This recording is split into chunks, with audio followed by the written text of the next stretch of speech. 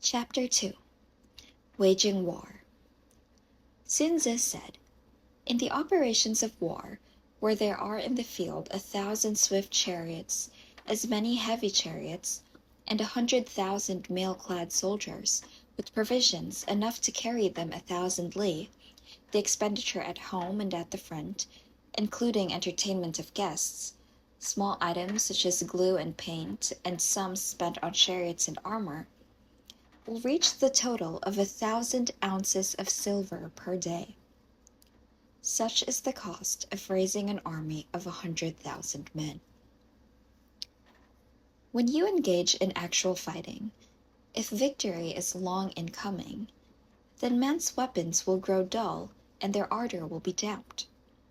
If you lay siege to a town, you will exhaust your strength.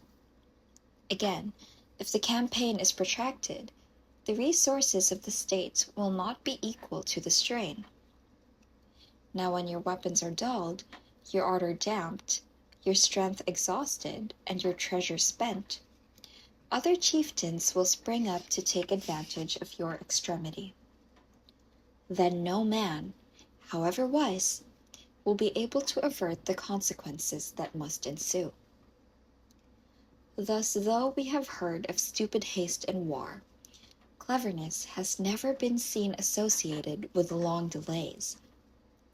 There is no instance of a country having benefited from prolonged warfare. It is only who is thoroughly acquainted with the evils of war that can thoroughly understand the profitable way of carrying it on. The skillful soldier does not raise a second levy, neither are his supply wagons loaded more than twice. Bring war material with you from home, but forage on the enemy. Thus the army will have food enough for its needs.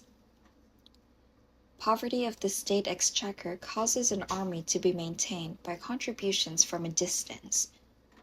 Contributing to maintain an army at a distance causes the people to be impoverished. On the other hand, the proximity of an army causes prices to go up, and high prices cause the people's substance to be drained away.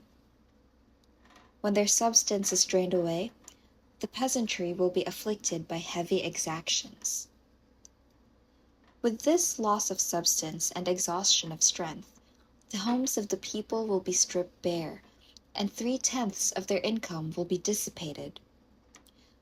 While government expenses for broken chariots, worn-out horses, breastplates and helmets, bows and arrows, spears and shields, protective mantles, draught-oxen and heavy wagons will amount to 4/10 of its total revenue.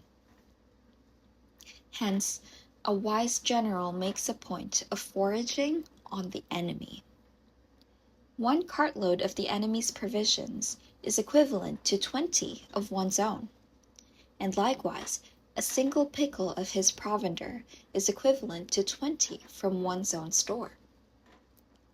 Now, in order to kill the enemy, our men must be roused to anger. That there may be advantage from defeating the enemy, they must have their rewards. Therefore, in chariot fighting, when 10 or more chariots have been taken, those should be rewarded who took the first. Our own flags should be substituted for those of the enemy, and the chariots mingled and used in conjunction with ours. The captured soldiers should be kindly treated and kept. This is called using the conquered foe to augment one's own strength. In war, then, let your great object be victory, not lengthy campaigns. Thus it may be known that the leader of armies is the arbiter of the people's fate, the man on whom it depends whether the nation shall be in peace or in peril.